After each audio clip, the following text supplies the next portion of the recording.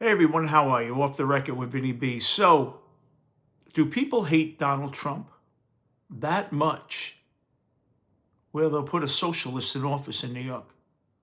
Think about it. I would have never believed this if you would have told me 10 years ago that someone like Mamdani would gain traction. I would have said, no way. Yeah, maybe for a day in one of the liberal media outlets. But it's really interesting. Now, I have a theory.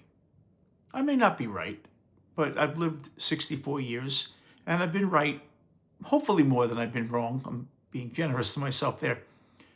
To me, when you're 12 or 13, what do you know about politics? What do you know about DEI? What do you know about any of that? You want to go out and play wiffle ball when you're 13, 14. You're in junior high. So from the time you're 13, or 12 or 13, junior high, to getting out of high school at 17, then from 18 to 22 in college, what is the biggest contributor to your thought process? Teachers. So am I out of line by saying that probably the teachers are teaching the kids to think this way?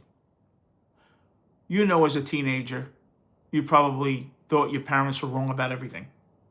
That's your job as a teenager. That's why I always thought psychiatry made a lot of money. You know why people go to psychiatrists for 10 years? Because after the first year, when a psychiatrist informs you, oh, it was your parents' fault why you're this way, you'll go every week and spend 200 just for that.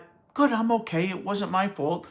Of course, not taking responsibility for anything. Safe zones in school. So when there's a problem, go in, la, la, la, la, la. That helps. When your friend or your parent, God forbid, comes in, I've been diagnosed with cancer. Is that what you're going to do? Or are you going to deal with it? So we are teaching kids not to deal with anything. When Donald Trump won the presidency in Georgetown, the day after, they served crayons, coloring books, and hot chocolate to the Georgetown students. I'm not joking.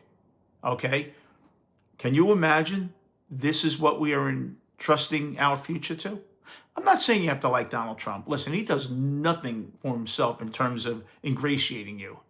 You know, the guy is a rough sell. But to put a socialist in, it ruins all chance of entrepreneurship. Why would you invest money in anything when you're not going to be paid for it? It's really scary. And New York, it's up to you. You forgot, I guess. Remember 9/11?